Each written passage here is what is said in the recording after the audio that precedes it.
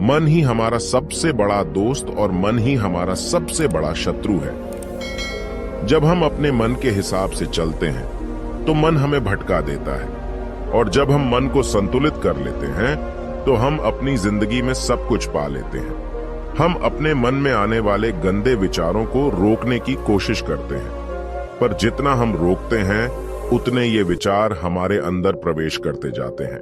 आप जिस चीज से जितना दूर भागोगे उतनी ही वह चीज आपके पास आएगी। इसीलिए उस चीज से भागो मत, बल्कि उस पर संतुलन कायम रखो। एक बार एक युवक गौतम बुद्ध के पास आया और गौतम बुद्ध से बोला, हे बुद्ध, मेरे मन में इतने गंदे विचार क्यों आते हैं? मैं नहीं चाहता कि मेरे मन में गंदे विचार आएं, पर मेरे मन में हमेशा काम वासना के विचार चलते रहते हैं और मैं इनके बारे में सोच सोच कर बहुत परेशान हूं। मेरी ऊर्जा और समय ये सब सोचने में ही नष्ट हो जाते हैं, और ये सब विचारों की वजह से मैं कभी कभी शांत नहीं रह पाता और मैं हमेशा ही स्त्रियों को देखकर मोहित हो जाता हूँ, अपने आप को रोक ही नहीं पाता। बुद्ध मुस्कुराए और उन्होंने उस युवक से पूछा, क्या तुम्हें पता है कि यह काम वासना होती क्या है? फिर लड़के ने उत्तर दिया और कहा, बुद्ध, मुझे तो नहीं पता कि काम वासना होती क्या है, परंतु हाँ, ये जो भी है बहुत बुरी चीज है। फिर बुद्ध ने उस युवक से कहा, सबसे पहले तो तुम्हें यह समझना है कि प्राकृतिक रूप से जो भी चीज हमारे अंदर है वह बुरी नहीं है। हमारे जीवन में उसकी कुछ न कुछ जरूरत होती है। वासना कोई बुरी बात नहीं है, यह हमारे मन की एक भावना है जो हमें किसी न किसी चीज की कमी का एहसास करवाती है, और फिर हम उस चीज को पाने के लिए उस चीज की ओर आकर्षित हो जाते हैं। जैसे अगर तुम्हारे पास धन की कमी है तो तुम में धन पाने की वासना उत्पन्न हो जाएगी। इसका मतलब यह नहीं कि वासना बुरी है, बल्कि यह तो हमारे मन के एक प्रकार की जरूरत का एहसास है, और जब यह जरूरत शारीरिक हो तो हम इसे काम वासना कह देते हैं। युवक ने गौतम बुद्ध को कहा, बुद्ध, मुझे काम वासना का मतलब तो समझ में आ गया, पर आप मुझे यह बताइए कि यह आती कहां से है और कैसे आती है? गौतम बुद्ध ने कहा, काम वासना कहीं से आती नहीं है, यह तो हमारे अंदर ही होती है, और इसका होना तो जरूरी भी है, तभी तो मानव जाति का विस्तार होगा। युवक ने कहा, जब यह हमारे अंदर ही है और जरूरी भी है, तो फिर लोग इसे गलत क्यों बताते हैं? बुद्ध ने कहा, यही समस्या है। लोगों ने काम वासना को गलत तरीके से सोच लिया है, इसे छिपाने की और दबाने की कोशिश करते हैं। काम वासना गलत नहीं है, बल्कि काम वासना का गलत तरीके से प्रयोग करना गलत बात है। लोग जिसे पसंद करते हैं उसी के लिए जीने लग जाते हैं और उसके बारे में हमेशा सोचते रहते हैं, पर यह सब गलत है। बुद्ध ने युवक से कहा, क्या तुम्हें पता है कि जानवरों में भी काम वासना होती है? युवक ने उत्तर दिया, हाँ बुद्ध, जानवरों में भी काम वासना होती है, क्योंकि जानवर भी तो आखिर अपनी पीढ़ी को आगे बढ़ाएंगे। बुद्ध ने कहा, तो फिर हम जानवरों की काम वासना को क्यों गलत नहीं कहते? युवक ने कहा, मुझे नहीं पता महात्मा, आप ही मुझे बताइए। गौतम बुद्ध ने कहा, जानवर अपनी काम वासना का प्रयोग आनंद प्राप्ति के लिए नहीं करते, वह तो सिर्फ संतान उत्पन्न करने के लिए काम वासना का उपयोग करते हैं। जानवरों को प्रकृति ने इतनी समझ नहीं दी कि वह काम वासना को अपने सुख का आधार बना सके, जबकि मनुष्य अपनी समझ के बलबूते पर प्रकृति में पाई जाने वाली प्रत्येक वस्तु को अपने सुख के लिए अपने प्रयोग करता है। हम इंसानों ने ही काम वासना को अपने सुख का साधन बना लिया है, जबकि प्रकृति ने तो हमें अपने वंश को आगे बढ़ाने के लिए दिया था, लेकिन इंसानों ने इसे अपने जीवन का परम लक्ष्य बना रखा है, और इस तरह से काम वासना का बेलगाम हो जाना गलत है। युवक ने बुद्ध से पूछा, महात्मा जी, ये काम वासना हम पर हावी क्यों होती है? क्यों यह बेलगाम हो जाती है? तब गौतम बुद्ध ने कहा, सुनो, अब जो मैं तुम्हें बताऊंगा उसे तुम ध्यानपूर्वक सुनना। काम वासना का सारा खेल तुम्हें समझ आ जाएगा, तुम्हें तुम्हारे सारे सवालों का जवाब मिल जाएगा, बस तुम्हें ध्यान से सुनकर समझना है। फिर गौतम बुद्ध युवक को बताना शुरू करते हैं। एक बार की बात है, एक आश्रम में गुरु और उनके शिष्य रहते थे। शिष्य रोजाना आश्रम के बाहर स्थित गांव में दीक्षा लेने के लिए जाते थे। शिष्य जो गांव में भिक्षा लेने जाता था, उस रास्ते में एक नदी पड़ती थी जिससे वह रोज भिक्षा लेने जाता था। एक दिन उसने देखा कि एक लड़का पेड़ के पीछे छिपा है। उसने लड़के के पास जाकर पूछा, भाई तुम इस पेड़ के पीछे छिपकर क्या देख रहे हो? लड़के ने कहा, अरे तुझे नहीं दिख रहा क्या कि मैं क्या देख रहा हूं? तब शिष्य ने नदी की तरफ देखा तो वहां पर कुछ लड़कियां पानी भर रही थी। लड़कियां 15 साल की होंगी। तब शिष्य ने लड़के से कहा, अरे भाई वहां पर तो लड़कियां पानी भर रही हैं, इसमें छिपकर देखने वाली क्या बात है? तब वो लड़का शिष्य की तरफ देखकर उससे कहता है, अरे पागल, तुम्हें दिखाई नहीं दे रहा क्या कि मैं क्या कर रहा हूं? वह परियां कैसे नदी से पानी निकाल रही है। जरा उनकी अदाओं को देखो, उनके कोमल शरीर को देखो, उनकी पतली कमर मटके को उठाते समय कैसे बल खाती है और उनके बाल उनकी कमर पर कैसे लहरा रहे हैं, मानो सुंदरता बिखरी पड़ी है। शिष्य फिर नदी की तरफ देखता है और इस बार वह देखता ही चला गया। अभी तक तो उसे कुछ भी नजर नहीं आ रहा था और वह बिल्कुल निर्भय था। उसे किसी बात का कोई डर नहीं था, लेकिन अब वह छुपने लगा और उन लड़कियों को देखने लगा जैसे उसने कोई अपराध कर दिया हो। और जब वो छुपकर उन लड़कियों को देख रहा था, तभी वो अंदर से कांप गया और उसने कहा कि यह मैं क्या कर रहा हूं? मैं जो भी कर रहा हूं वह सही नहीं है, मुझे यहां से चले जाना चाहिए। और फिर वह जल्दी से वह से चला जाता है। फिर वह आश्रम पहुंच जाता है। आश्रम जाकर वह अपने कार्यों में लग गया, लेकिन जो अभी वह देख कर आया था वही उसकी आंखों के सामने बार बार आ रहा था। उसके मन में वही दृश्य चल रहा था। उसका मन वही सब कुछ देखने के लिए ललचा रहा था। उसका किसी भी काम में मन नहीं लग रहा था। सुबह होते ही वह रोज भिक्षा के लिए आश्रम से जल्दी निकल जाता और नदी के पास वाले पेड़ के पास जाता, जहां वह लड़का पहले से मौजूद रहता था। उसके साथ मिलकर लड़कियों को छुपकर देखता था। अब वह रोज ऐसा करने लग गया। उसका मन अब किसी भी काम में नहीं लगता था। वह हमेशा किसी न किसी प्रकार के विचारों में उलझा रहता था। वह आश्रम के कार्यों को भी ठीक ढंग से नहीं कर पा रहा था। न वह ठीक से सो पाता था और न ठीक से खाना खा पाता था। उसका मन बेचैन सा रहता था। उसका मन बार बार उन लड़कियों के सौंदर्य को देखने के लिए ललचाता था। जब गुरु भिक्षा देते तब भी उसका मन कहीं और विचारों में खोया रहता था। गुरु ने अपने शिष्य की इन हरकतों को देखा। तब एक दिन गुरु ने शिष्य को अपने पास बुलाया और कहा, आज से मैं भी तुम्हारे साथ भिक्षा मांगने चलूंगा। तुम और मैं साथ साथ भिक्षा मांगने चलेंगे। तभी शिष्य ने गुरु को मना करते हुए बोला, नहीं गुरुदेव, आप परेशान क्यों हो रहे हो? मैं अकेले ही ठीक से भिक्षा मांग सकता हूं। गुरु ने शिष्य से कहा, ठीक है, तुम अकेले ही भिक्षा मांगने जाओ। इसके बाद शिष्य भिक्षा मांगने निकल गया। शिष्य के जाने के बाद गुरु भी आश्रम से निकल गए और शिष्य का पीछा करने लगे कि वह कहां जाता है, किससे मिलता है। यह सब देखने के लिए उसके पीछे पीछे चलने लगे।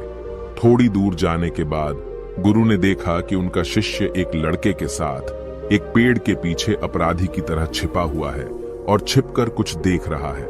गुरु भी अपने शिष्य के पीछे जाकर खड़े हो गए, यह देखने के लिए कि आखिर उनका शिष्य क्या देख रहा है, जिसके लिए वह पेड़ के पीछे अपराधियों की तरह छिपा पड़ा है। गुरु ने देखा कि उनका शिष्य पेड़ के पीछे छिपकर लड़कियों को देख रहा है जो नदी से पानी भर रही है। तभी गुरु ने शिष्य से कहा, क्या तुम लड़कियों से भी भिक्षा लोगे? गुरु की आवाज सुनकर शिष्य का मन घबराया और उसके पसीने छूटने लगे। वह थर थर कांप रहा था, जैसे किसी चोर को पकड़ते समय रंगे हाथों पकड़ लिया हो। उसकी हालत खराब हो गई। वह कुछ भी नहीं बोल पा रहा था। वह लड़का जो शिष्य के साथ था वहां से भाग गया, जिससे शिष्य और भी घबरा गया था। उसके मुंह से कुछ टूटे फूटे शब्द ही निकल रहे थे। वह अपने गुरु से भी नजर मिलाने का साहस नहीं कर पा रहा था।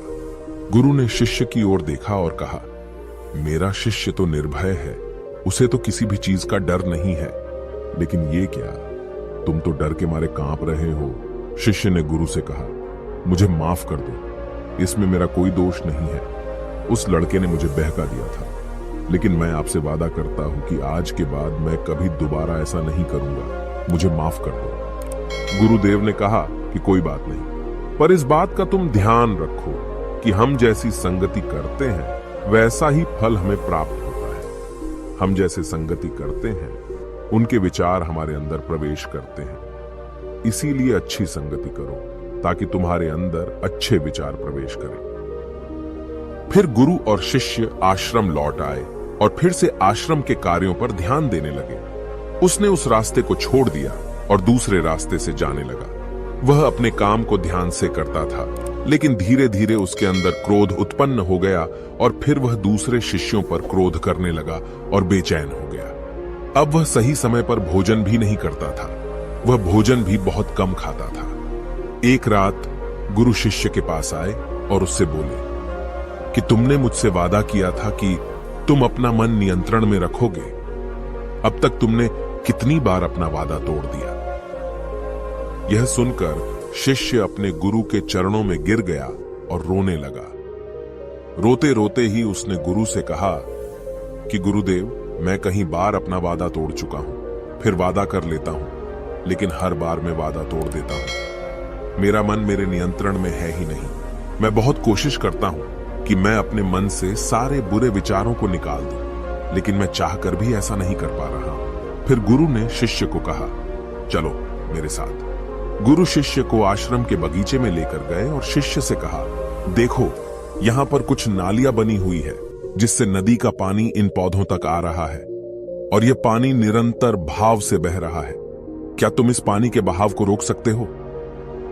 शिष्य ने कहा, हां गुरुदेव, मैं इस बहाव को रोक सकता हूं। फिर शिष्य ने मिट्टी उठाकर उस नाली के छोर पर डाल दी। वह पानी थोड़ी देर के लिए रुक गया और फिर थोड़ी देर बाद उस रेत के ऊपर से पानी आया। गुरु ने शिष्य से कहा, अरे ये क्या, ये पानी तो रुका ही नहीं। फिर से उसने कुछ कंकर पत्थर उठाकर उसे नाली में डाल दिए और फिर थोड़ी देर के लिए पानी रुक गया, लेकिन फिर थोड़ी देर बाद ही उन कंकर पत्थरों के ऊपर से पानी निकल आया। गुरु ने कहा, शिष्य ये क्या हुआ? पानी तो फिर से आ गया। तुम तो बोल रहे थे कि तुम इसे रोक दोगे। क्या हम किसी चीज को पूरी तरह से रोक सकते हैं? तब शिष्य ने कहा, कोई बात नहीं गुरुदेव, मैं इस पानी को तो रोक कर आपको दिखाऊंगा। फिर उसने एक बड़ा सा पत्थर लेकर आया और उसे नाली पर डाल दिया। पानी रुक गया। तब शिष्य ने गुरु से कहा, देखा गुरुदेव, मैंने कहा था ना कि पानी को मैं रोक दूंगा। मैंने पानी को रोक दिखाया। आपकी बात मैंने पूरी कर दी। गुरु मुस्कुराए और बोले, अच्छा जरा ध्यान से देखो, पानी रुक गया है क्या?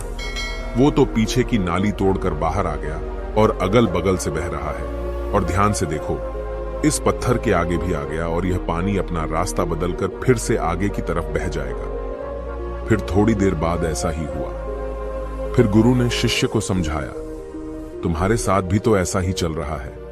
तुम बार बार प्रयास कर रहे हो, बड़े से बड़ा प्रयास कर रहे हो, पर हर बार तुम्हारा प्रयास टूट रहा है और यह हमेशा टूटता ही रहेगा। यह पत्थर तुम्हारा प्रयास है और यह पानी तुम्हारे विचार।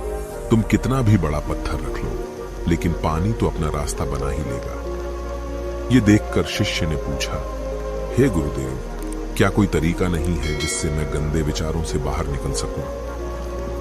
गुरु ने कहा, एक तरीका है। यह पानी जिस नदी से आ रहा है, तुम वहां से इस पानी का रास्ता ही बदल सकते हो। गुरु शिष्य को एक नदी के पास ले गए जहां से उस बगीचे में पानी आ रहा था। गुरु ने शिष्य से कहा, वो पानी इसी नदी से जा रहा है। अगर हम यहीं से उसका रास्ता बंद कर दें जहां से पानी बगीचे में जा रहा है, तो क्या हम पानी को रोक नहीं सकते? शिष्य ने कहा, हाँ गुरुदेव, अवश्य ऐसा हो सकता है। मैं इस पानी को यहीं से बंद कर देता हूं। तब आगे की नाली में पानी जाएगा ही नहीं और फिर बगीचे में पानी ही नहीं जाएगा। फिर गुरु ने कहा, शिष्य अगर पानी बगीचे में नहीं जाएगा तो पेड़ पौधों को पानी कहां से मिलेगा? उन पेड़ पौधों को तो पानी की आवश्यकता है। फिर शिष्य ने विचार किया और कहा, मेरे मन में तो यह बात आई ही नहीं, इस पानी का बगीचे में जाना जरूरी भी है। गुरु ने कहा, और उन पेड़ पौधों में कुछ ऐसे हैं जिनको रोज पानी की आवश्यकता है, वो तो मुरझाकर मर ही जाएंगे। पानी तो हमें खोलना ही होगा। शिष्य ने गुरु की बात सुनकर पानी का रास्ता खोल दिया। तब गुरु ने पूछा, अगर हम इस नदी के पूरे पानी को बगीचे की तरफ मोड़ दें तो क्या होगा? शिष्य ने उत्तर दिया, गुरुदेव, वहां पर जितने भी पेड़ पौधे हैं वो सब गलकर नष्ट हो जाएंगे और वहां पर कुछ नहीं बचेगा। गुरु मुस्कुराए और बोले, तुम इस बात को समझो, हमें किसी भी चीज को रोकना नहीं है, बस हमेशा संतुलन बनाए रखना है। कम पानी से भी पौधे नष्ट होते हैं और ज्यादा पानी से भी पौधे नष्ट होते हैं। हमारा जीवन संतुलन से ही चलता है। गुरु ने शिष्य से कहा, अगर मैं तुम्हें कुछ कहूं कि तुम आम के बारे में मत सोचो तो तुम्हारे मन में सबसे पहले किसका चित्र आएगा? शिष्य ने बोला, गुरुदेव, मेरे मन में तो पहला चित्र आम का ही आएगा। गुरु ने कहा, जब हम गंदे विचारों को जबरदस्ती रोकने का प्रयास करते हैं तो वे और भी मजबूती से हमारे अंदर प्रवेश करते हैं। इसीलिए हमें उन्हें कभी भी दबाने की कोशिश नहीं करनी चाहिए। फिर गुरु ने शिष्य को कहा, हमारे गंदे विचार बुरे लोगों की संगति करने की वजह से भी आते हैं। कभी कभी कामुकता हमारे अंदर होती नहीं है, लेकिन कुछ अश्लील लोगों के साथ रहने की वजह से ये हमारे अंदर हावी हो जाती है। फिर शिष्य ने कहा, गुरुदेव, आप सही कह रहे हैं, मैं अपने मार्ग से भटक गया था। फिर वह शिष्य उस रात बहुत ही चैन की नींद सोया। सुबह अपने कार्यों को पूरे मन से किया और फिर सुबह वह भिक्षा लेने के लिए उसी रास्ते से गया जहां वह लड़का आज भी पेड़ के पीछे छुपकर उन लड़कियों को देख रहा था। वह शिष्य उसे नदी पर गया जहां वह लड़कियां पानी भर रही थीं। उसने उन लड़कियों से पानी मांगा और उन लड़कियों में से एक लड़की ने उसे पानी पिलाया और उसे शिष्य के चरण छुए। शिष्य ने उसे आशीर्वाद दिया कि तुम्हारा कल्याण हो, जिससे कि मानसिकता सकारात्मक ऊर्जा से भर जाए। उसके चेहरे पर मुस्कान आ गई थी, जैसे कि उसे कुछ खोया हुआ वापस मिल गया हो। वह वापस अपने रास्ते से जाने लगा। तभी पीछे से वह लड़का आ गया जो पेड़ के पीछे छुपा हुआ था। वह शिष्य के पास आया और बोला, क्या बात है, आज तो तुमने नजदीक से दर्शन कर लिए, तुम तो मुझसे भी आगे निकले। तब शिष्य ने कहा, हम हमेशा दूसरों के दर्शन करने में ही व्यस्त रहते हैं, अपने दर्शन कर ही नहीं पाते। तुम कब तक इस पेड़ के पीछे छुपाते रहोगे? किसी को पसंद कर लो, उसे बोल दो। अगर वो भी तुम्हें पसंद करती है तो शादी कर लो और उससे पहले तुम कुछ बन जाओ। अपने आप को पहचान लो, ऐसे अपना समय बर्बाद मत करो। फिर वह लड़का रोज उस शिष्य से मिलने लगा और उसने लड़के को नदी पर न जाने के लिए प्रेरित किया। और फिर वह लड़का अपने जीवन में कुछ बनने के लिए संघर्ष करने लगा। तो तुमने देखा कि संगति का असर क्या होता है। अपनी संगति बदलो, अपने विचार बदलो। गुरु ने शिष्य से पूछा, क्या तुम्हें अपने सभी सवालों का उत्तर मिल गया? तब शिष्य ने कहा, हाँ महात्मा जी, आपका धन्यवाद। तब गुरु ने शिष्य से कहा कि जब तुम्हारे मन में गंदे विचार आए तब तुम अपने आप को दोषी मत मानो। यह शरीर है और यह सब इसने हजारों वर्षों से सिखा है। एक केवल तुम्हारे सोच लेने से या शपथ लेने से ये टूटने वाला है नहीं, लेकिन तुम्हारे पास वो शक्ति है, वो ऊर्जा है जिसका तुम्हें संतुलन उपयोग करना है। तुम एक जीवित ऊर्जा हो जो कुछ भी अनुभव करने के लिए स्वतंत्र है। इसीलिए तुम अपने आप को पहचानो। इस कहानी से हमें यह सीख मिलती है कि हमारे विचारों का महत्व कितना अधिक होता है। हमारे विचार ही हमारे भविष्य की दिशा को निर्धारित करते हैं। हमें सकारात्मक विचारों को अपने मन में पूरी शक्ति के साथ अपनाना चाहिए ताकि हम सही दिशा में आगे बढ़ सकें।